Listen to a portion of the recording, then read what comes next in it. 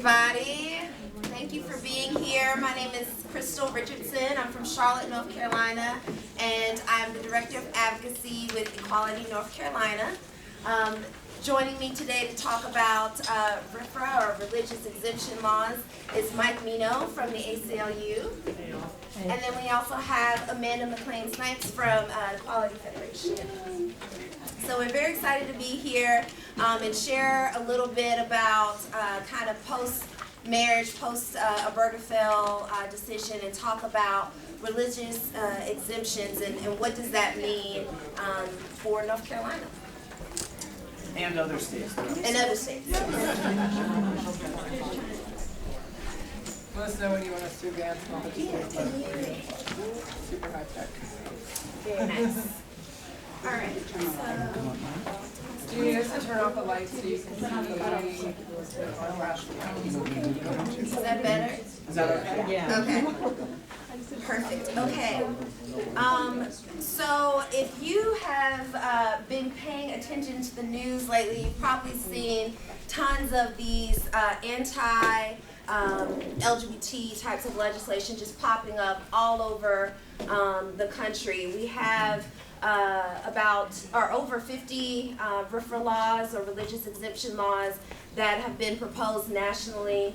And just wanted to point out that at first there was a very broad religious exemption legislation type bills that were just waving across the country. And then we saw in the news what happened with Indiana. In Indianapolis, there were several businesses that spoke out against having these types of protections. And so I think with the business community speaking out against it, we kind of saw a slowdown. No one wanted to be the next Indiana or the next Arkansas. So then what we started to see is these kind of narrowly tailored. They weren't as broad anymore. They became very specific types of anti-LGBT legislation. And now we're starting to see the broad bills pop up again.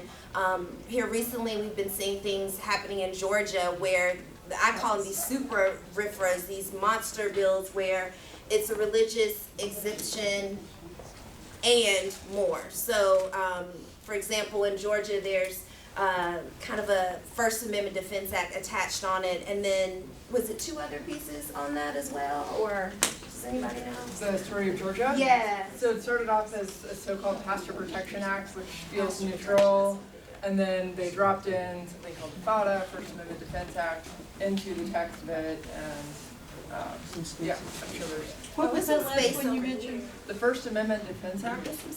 The First Amendment Defense Act is a piece of legislation that says if an individual has a religious or moral objection to marriage, then they don't have to participate, right? So it's a little bit different than a religious exemption law, because the burden of proof shifts a little bit. Now I will just say, I'm not an attorney, and I'm sure there's probably folks from like Lambda here who can give you a better background on what those burdens of proof look like and that type of thing. But that's just what I see, is that it's more about individuals and marriage specifically. So that's kind of the broad landscape and kind of the trajectory of these bills and where we are now. Can you go to the next one? All right, so what are religious exemptions? Well, there are laws that allow religious individuals or organizations to refuse services or accuse themselves from performing services based on their religious beliefs. For example, in North Carolina, there's a law that would allow magistrates and registered deeds to opt out of performing or offering a marriage license to a same-sex couple. So that's an example of that. Laws that allow religious individuals or organizations to be exempt from treating groups of people equally based on their religious beliefs. And it also could include laws that allow religious individuals or organizations to opt out of obligations imposed on to the general public. So as you can see, these laws are just, it can be a way to impose discrimination or to allow folks to opt out of performing their duties that would offer services to same-sex couples just as it would to our counterparts. Next slide, please. So who do these bills impact? Well, it not only impacts the LGBT community, but it also impacts people of color, women, children, religious minorities, just those seeking health care from various communities. And honestly, RFRAs aren't new. This is the same type of arguments we would hear around issues of segregation and marrying interracial couples. So to me, this is kind of a backtrack of history, or history repeating itself, and it's just a way of imposing discriminatory laws. Next slide, please. So, but license to discriminate basically is what we are pretty much chalking it up to, and this is a meme that we created with our SB2, Senate Bill 2 discussion. There's lots going on in North Carolina in regards to discriminating against all the types of people that I just described, and so we created a petition and used this as our slide. So that, yeah, just wanted to point that out, that now more than ever we see a lot of these discriminatory laws coming from North Carolina General Assembly. Okay, and so just to, I'll read this quickly. Broad religious exemption bills from the past legislative session. Originally, we saw. And this is a North Carolina specific slide, so Yes. we kind of want to share the experience that some North Carolina groups have had that I'm sure is similar to other states. And as you recall, a few members from the North Carolina General Assembly pushed for a broader RFRA bill, and we worked with ACLU and others to petition against it, and companies that opposed.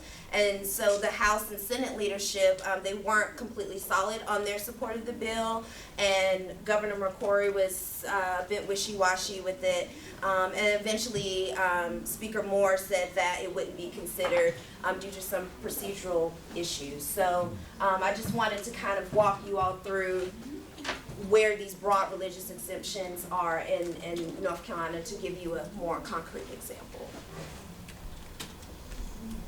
All right, and this is just an overview of Senate Bill 2, literally one of the first things that was introduced last session.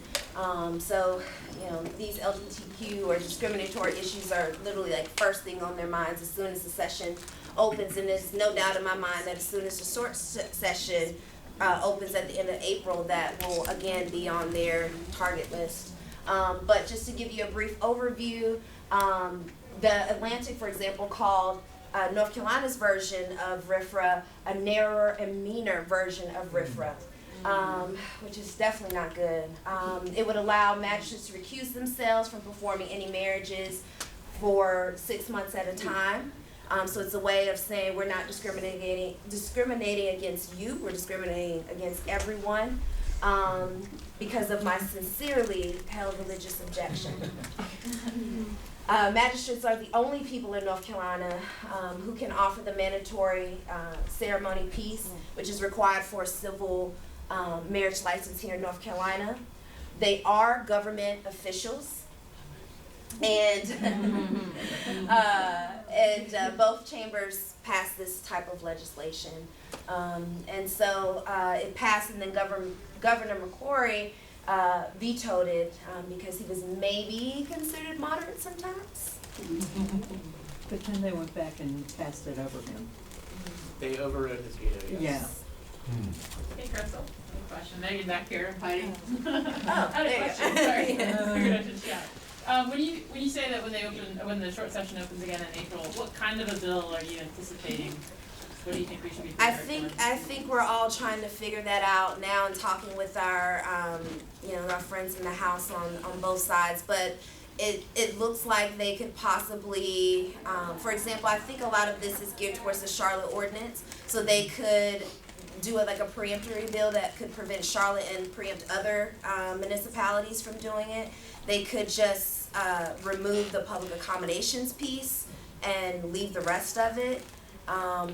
It's really no telling until we see a proposed bill, but those are some of the thoughts that we have about what could happen, which is really important for us to keep folks engaged on LGBTQ issues even beyond marriage, because I was in a workshop yesterday and someone said, they gave us marriage, but while we were working on that, they're literally gearing up and giving the states these powers to discriminate. And so this, I think, is a prime example of that. And while we need to really pay attention to who we're electing, and make sure that we are writing letters and calling as much as the opposition is, because, they're just getting flooded with calls already and the session hasn't even opened. So it could get scary. Yeah. Thank you for asking. So yeah, we would proceed on the bill when we knew we had the votes. So they are ready to. That's when they overrode SB2. They literally waited until they had the appropriate number of lawmakers in the room to know they had the votes. They held the bill until enough people were absent or going to the bathroom. So yeah, real stand-up folks. All right, and so 2016 and beyond, so a tax on municipal authority, which is kind of what I just spoke on, authority to pass these non-discrimination measures in our localities. We could still see religious exemption bills come up in the future, even though everything happened with SB2, we could still see more. And then the conservative right is trying very hard to wear down the business community by reintroducing it and catching us off guard. So reintroducing these bills. And so I'm thinking as I read this about Indiana, for example, if you notice, they kind of waited to the very last minute. So I think businesses get involved when it's very dire to their Profit motive. yeah, exactly. But we need them before then, and that's a very challenging thing to do. I know it's been challenging in Charlotte and in North Carolina to get businesses to speak publicly out against this type of discrimination. So we don't want it to get to the last minute before something is about to be passed. And we're trying to pivot to call for proactive non-discrimination legislation at a state level, and I know there are many groups working nationally to get federal protections as well. So I don't know if you all have heard about the Equality Act and things like that, but that would also help. But we have to do what we can on the state level until then.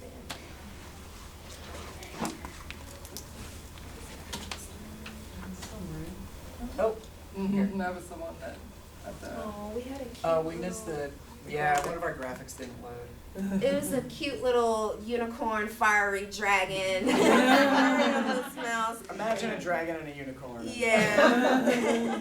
So, there I just wanted to give you all courage and hope that we can start to do things now to fight against that. Like I said, the opposition has already started flooding the legislative folks with phone calls. 10,000 calls and emailing, and that looks very tragic. Like, these protections are necessary, so they need to hear our voice and understand the types of people that these bills will harm, and know that we matter just as much as other folks do. So, yeah, thank you. Crystal deserves a special shout out because she filled in to do this at the last minute. So.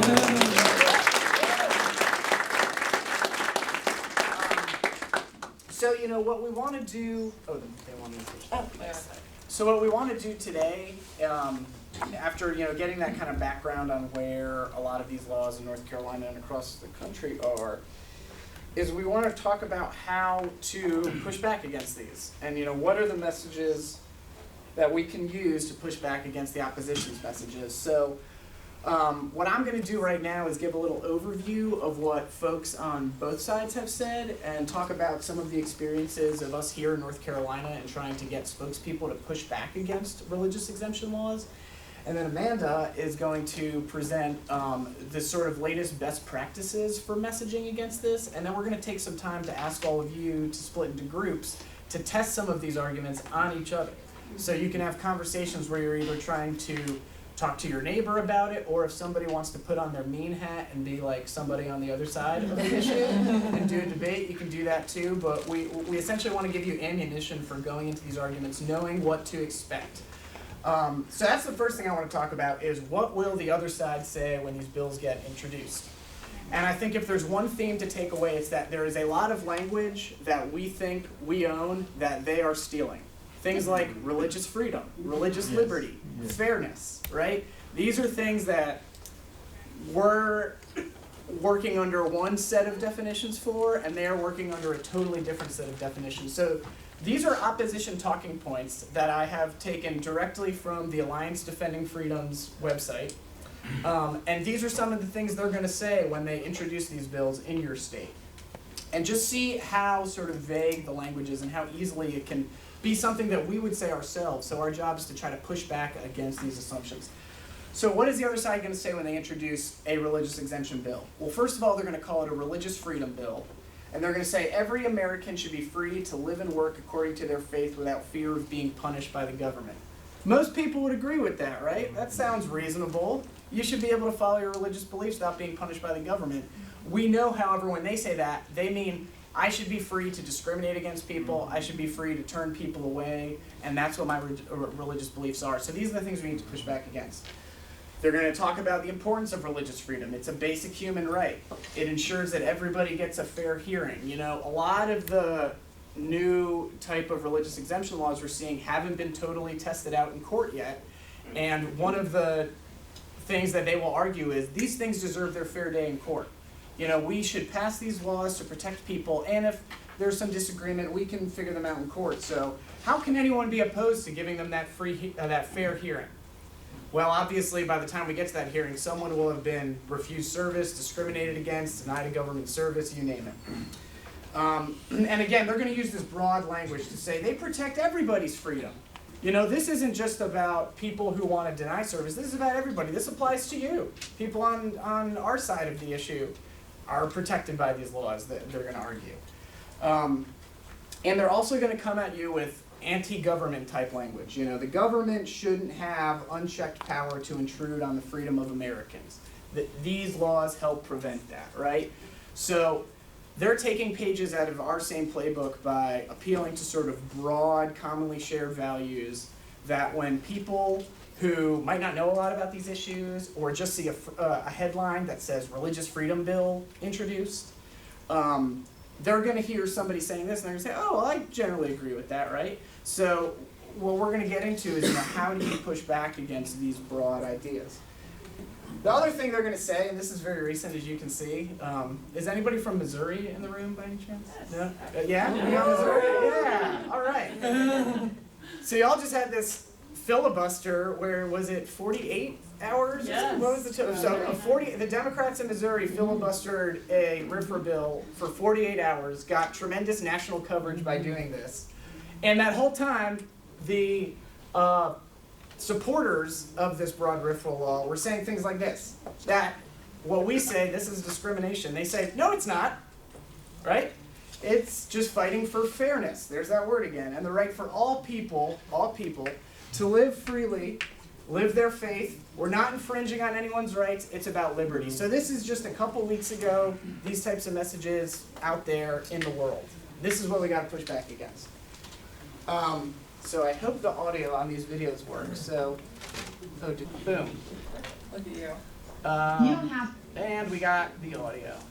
to write messages on cakes with told Jack. So you all have heard these stories before. Bakers who don't want to provide services to same-sex couples. That I doesn't want to make sure I have the right part. and Nazis. Okay. That's the right part.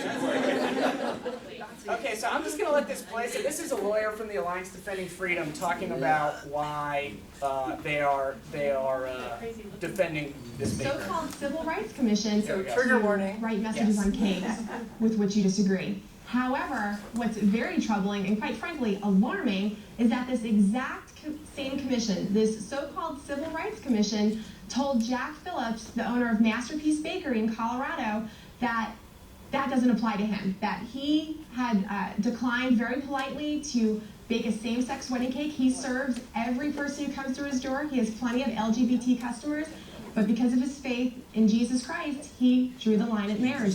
Well, this commission said, sorry, Jack, First Amendment doesn't apply to you. And in fact, they compared him to slave owners and Nazis. So why do you think the commission, has made these decisions? Actually, I'm going to end it there. There's a part in the beginning that I missed. Them. And so the commission was absolutely. That one's not important. Let's get the other one.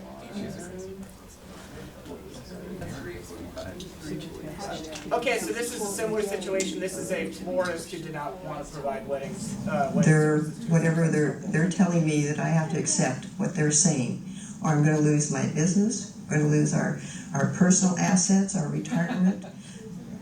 They're trying to make me an example, and they're trying to bully me to coerce me into saying that I will do same-sex marriages, which is totally against my relationship with Christ, because it teaches me that marriage is between a man and a woman. And Congressman, if I could just add, there's a free expression component to this as well. It's not just religious liberty that's at stake here. The government telling us what we cannot say is frightening, but we've now reached a point where the government is telling us what we must say. And that's absolutely terrifying, whether you're religious or not, and regardless of what you think about same-sex marriage. She is an artist, and they are coercing expression. That violates the Constitution. All right. So what do we get out of this? So they're artists whose free expression and First Amendment rights are being curbed, right? But more importantly, and this goes to the headline I had over here is, what do I do? From current slide. Yep. These folks are the victims, right? That's how they're portraying this. And because a lot of these laws are new and because they're not in effect yet in a lot of places, they're going to say, hey, they throw all these hypothetical scenarios at us about bad things that are going to happen.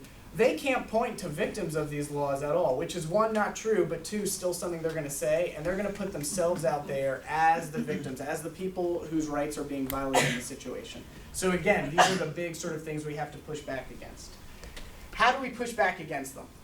So when SB 2 and, as Crystal mentioned, a broader RFRA got introduced in North Carolina, ACLU, Equality North Carolina, a lot of our friends and allies across the state literally were scrambling to come up with spokespeople, arguments against this stuff. We've had a year now to sort of plan, and we have the fantastic messaging that Amanda is going to share. But in general, there are a couple categories of people who are very effective at speaking against these. One is people from the faith community on our side. Any day of the week are going to be compelling spokespeople, right? Two, as Crystal mentioned, is you're going to have businesses. But when you're working on a grassroots level, you might not have the ability to call up the lobbyists for Apple and American Airlines and IBM and say, hey, we need you down here to talk about this. We try to work through channels in Raleigh to do that, but what we're really trying to do is encourage these conversations at the grassroots level, or encourage them in communities everywhere, right? So I want to play an example of one of the faith leaders. This is Terrence Leathers, has a church in Clayton, North Carolina, in Johnston County, and he came and he testified against Senate Bill 2 for us. And I want to play an example of the types of the messages that we had here. Let me see if this one's going to work out. It's the Mad March sales event here at Deacon Jones TM. We're making... Sorry about that.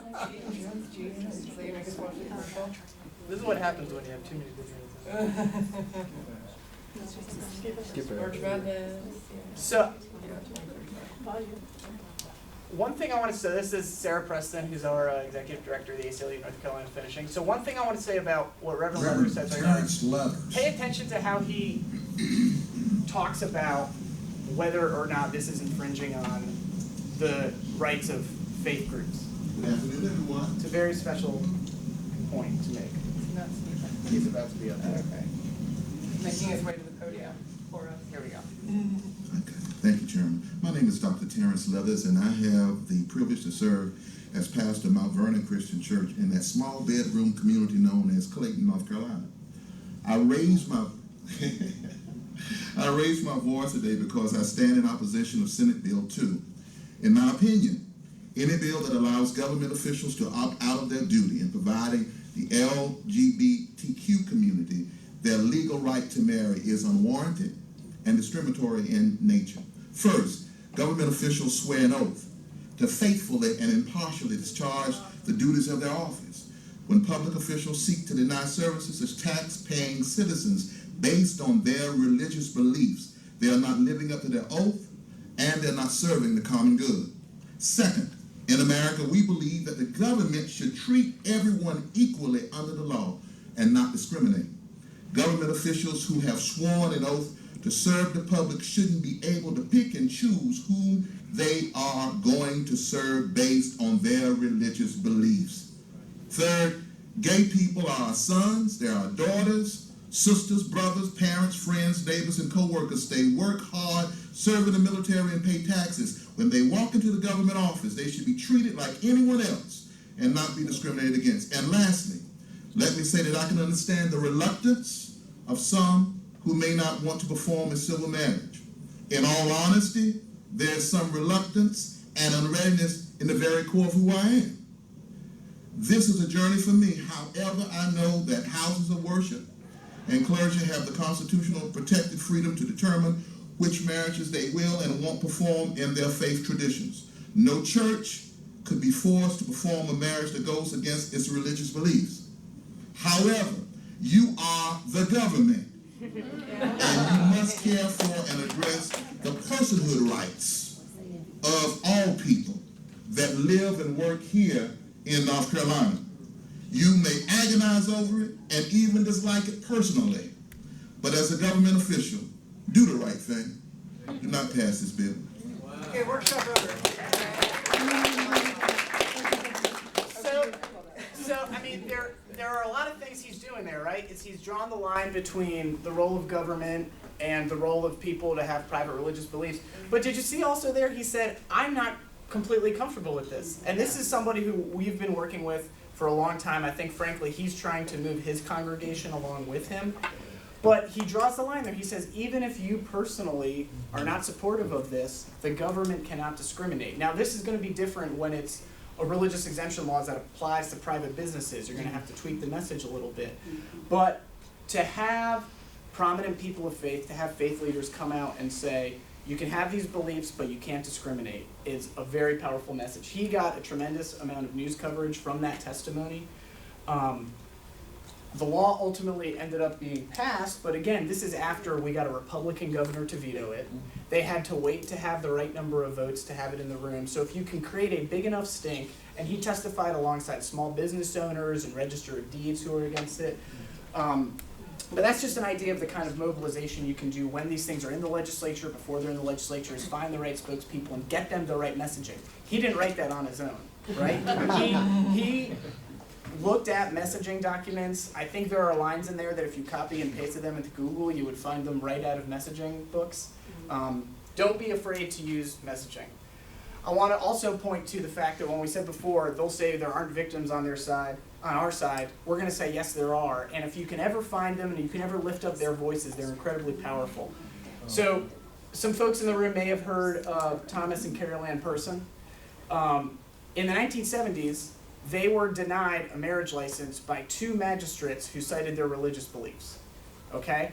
They ended up winning in court, but in that moment, in that day, they had to go and get turned away by not 1, but 2 magistrates who read the Bible at them to say it's against our religious beliefs to marry an interracial couple. Now, we had heard about this story. I dug up some old AP stories from before the news was digitized, and through our networks, we were able to track down the persons. They live in Moore County. I got to meet them. We got to help them tell their story. This is from an op-ed that we worked with them on in the News and Observer in Raleigh that ran the week of the vote on SB 2. And their story was so compelling. These are people who are saying, what SB 2 will legalize happened to us. We got turned away on our wedding day. And their story was so compelling that it really took off on its own. We were getting, I was getting calls from national news outlets asking to interview them. I will say not only are they very gracious to share their story, but part of their background is they are both legally blind and not completely comfortable doing on-camera interviews, so that's why we were working with them on op-eds and statements and things like that. You can go online and read this whole op-ed. It's by Carol talking about their experience, why they opposed SB2. Rachel Maddow ended up reading excerpts of this op-ed online. We got the Charlotte and Raleigh papers and a lot of others to editorialize against the bill. Again, creating opposition, bringing up examples that people didn't otherwise know. Now, you might not have people who are so spot on to the situation in your state, but if you can find people who have experienced types of discrimination that these laws would legalize, I highly suggest trying to reach out to them, trying to see if they're people who could be effective spokespeople. And I want to play one last video. Oh, and this one is hyperlinked. Anyone from Texas in the room? Texas, all right. So, from Houston, by any chance? Did you work on the Houston campaign? Yep. All right, so you know the commercial we're going to play. Yeah. Okay.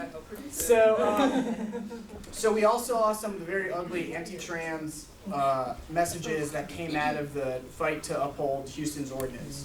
There were some really awesome commercials on our side, too, that just didn't get the amount of attention that the other side did because, I think for funding or whatever else, but I think this commercial really, when you see the messaging, this is like how to take the messaging guidelines that Amanda's going to talk about and put them out in the real world in a quick 30-second way. So I'm just going to play this. We can all watch it together.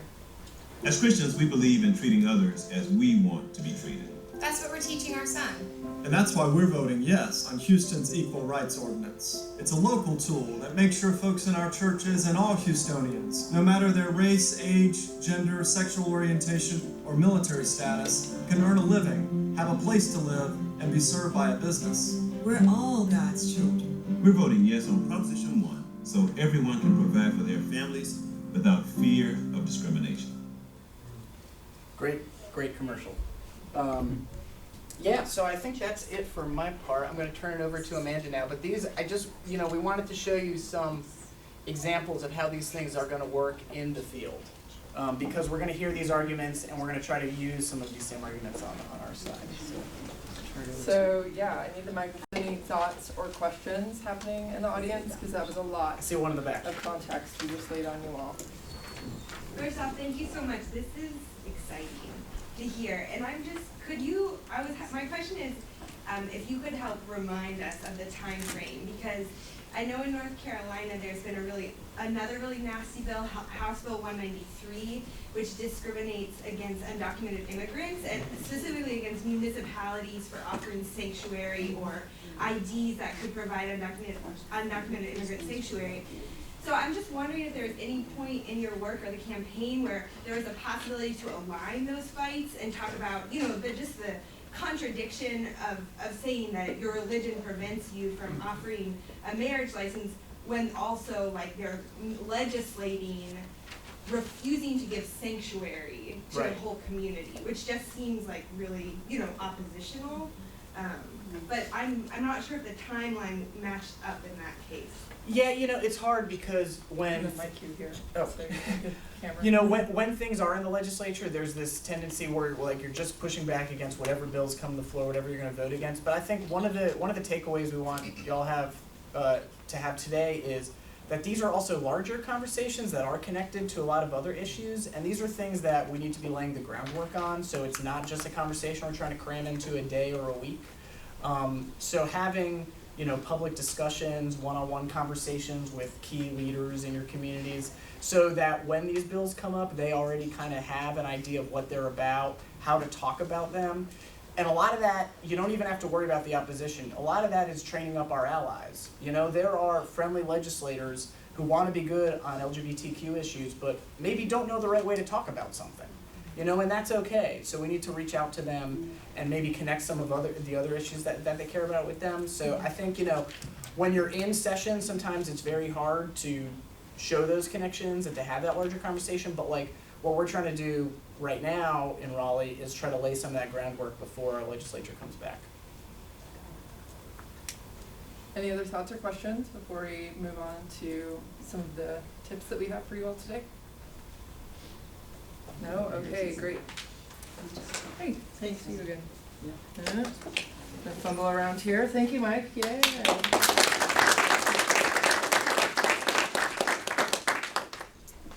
All right.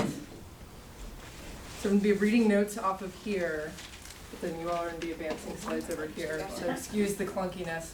We live all across the country, so we were coordinating this, and this is the first time we've been in the room together to do this presentation. So thank you for your understanding. This is a picture from Indiana. So, you know, we're in the room today because religion is being used as a sword, unfortunately. I'm just curious, how many people in this room identify as somebody who is a person of faith? Right, okay. So these types of pieces of legislation, for me, these aren't my God, okay? So I just want to start out by like acknowledging that there are people of faith in the room and that this isn't exclusively representative of people of faith. So the messaging that you're going to hear me say over and over and over and over again, because we do a lot of research, dial testing, focus groups, put people in a room. We do it too. So the Alliance Defending Freedom, the set of talking points that Mike showed you, they do it and we do it. Our top testing message is the freedom of religion is important. That's why it's already protected under the First Amendment of the United States Constitution. And every single one of those words is important. It's important that you say the freedom of religion is important. That's why it's already protected under the United States Constitution. And it's important for us to say the United States Constitution because it grounds people in our shared values.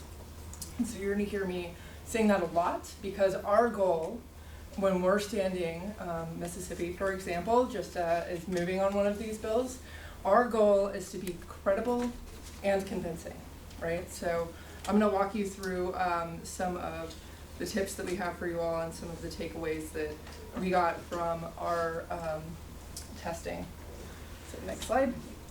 Okay, so the most important thing to remember through all of this is the people who aren't sure, the movable middle, right? They're your friends, they're your coworkers, their struggle is real. They're not understanding really what's going on. Maybe the public's not following it as closely as we are. They don't see that it's an attack that's been shrouded, right? It's kind of a Trojan horse. So we're most successful, and we all know this, when we're meeting people where they are, when we're understanding where are you coming from, and then saying, okay, I'm gonna nudge you to come along with me, which is why the pastor's testimony is so strong, because he says, I know you may not get it.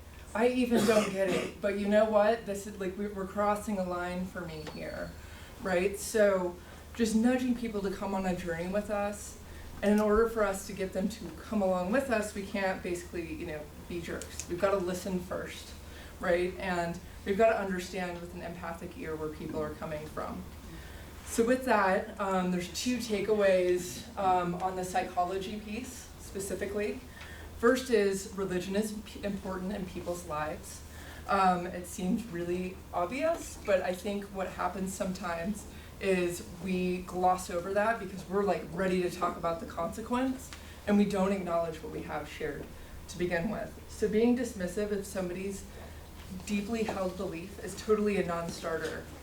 The second thing is the general public is mourning a loss of religion and public life, from the decrease of prayer in public schools to a declining emphasis on Christmas. Okay, so people are feeling, I know, we're like, what, the war on Christmas? But people are feeling a mourning around the loss of spirituality in public life. But most interesting for our purposes, even though folks are feeling, hey, religion isn't as important as it used to be, it's not because of animus towards religion. It's those folks are saying people are just generally ambivalent. So they're concerned that we're not having faith in public life because we've just lost our way.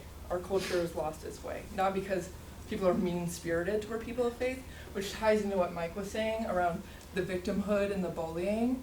That type of stuff won't really resonate with the movable middle, the people who want to be with us, but they just need us to explain to them where we're coming from. So really just recognizing people's struggle right off the bat is important because it gets them into the place where they can hear you. So next.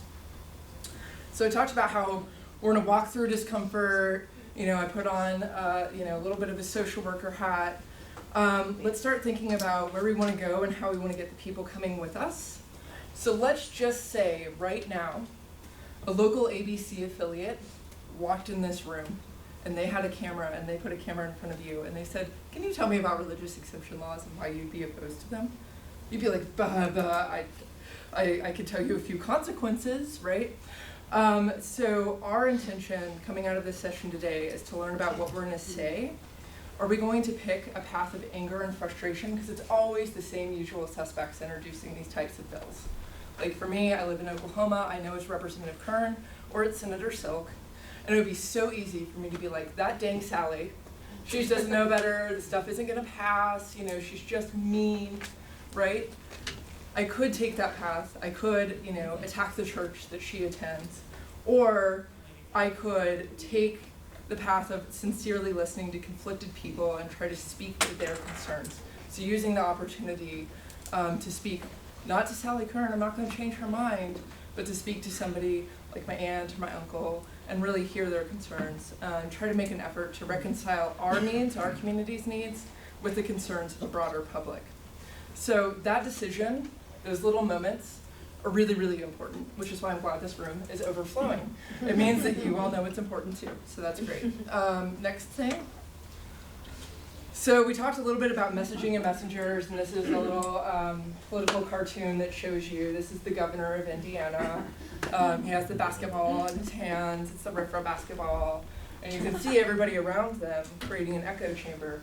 It's the LGBT community, it's the business community, it's the media, colleges, and nonprofits, all standing together and saying like, no, you're not gonna do this, because we're all, you know, we're all in this work, but we're all gonna bring a different perspective. So the LGBT community is gonna have a different message than a business community, may have a different message than higher ed, may have a different message than a local nonprofit, right? So why does this even matter? Can't people just like get that we're right? Like we won marriage, like can you all just like knock it off already? No, they can't and they won't, that's why the room is full. They need the language to come with us.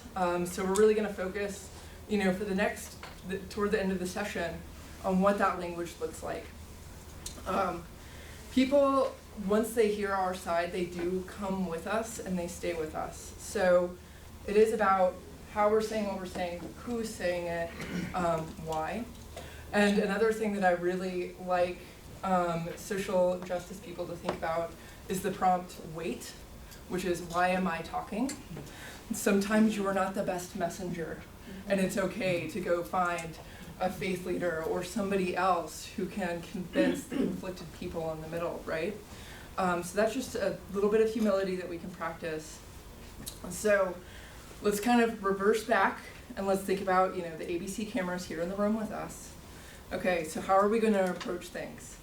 Well, the first thing is we have to come at these bills with a calm, assertive tone based on shared values. Because if we come back and we're vitriolic and we're fearful and we're angry, we're buying into that narrative that the LGBTQ community is bullying people of faith, right? We're coming back and we're saying, fine, we'll get in the street fight with you. You got to kind of rise above it and be really assertive and calm. So it sounds like religious freedom is important. That's why it's already protected. You know, like when you get those snarky little questions from the local journalists, or everyone should have to follow the law, or laws serve the common good, right? And this is where credible messengers are really important, which is why it's not only important to have clergy, but also if they can wear their vestments, because you see the color, and a lot of people gain authority from that. Did you have a question, Beck? Appreciate your messaging so far, but how does that resonate with communities that are not white middle class? Because that, I mean, it just sounds like you're saying the laws for the common good, like that those sorts of messages don't really fit in communities of color or low income communities or marginalized communities. Yeah, I hear that. You know, frankly, we've done a lot of message testing. This message testing was done in the states that don't have discrimination protections, and we're deliberately oversampling people of color. So I think that at the end of the day, you know, there are some shared values that resonate with a lot of folks, and we saw that this messaging still held people's support. So I think that I hear that concern, but I think that the research was designed in a way to target that need. Any other thoughts or questions on sort of research design or how we're doing information management, that kind of thing. It's Sorry, concerned. back here in the sorry. Sometimes it seems like the right wins so often because they do scream so hysterically. And so when we keep such a calm tone, it's as if we often get overlooked. Do you have any thoughts on that? I mean, am I off base? Well, I would just say, you know, we all bring our own experiences into this room. That my experience has been, if I can be the calm person or the candidate I'm working for, so I worked for a transgender candidate in Oklahoma, and this representative I was telling about, Representative Sally Kern, kept attacking her and calling her a liar. And she would say, that's really interesting, Sally, but when I knock on doors in our district, people are talking to me about jobs, education, and transportation, and they don't care that I'm transgender.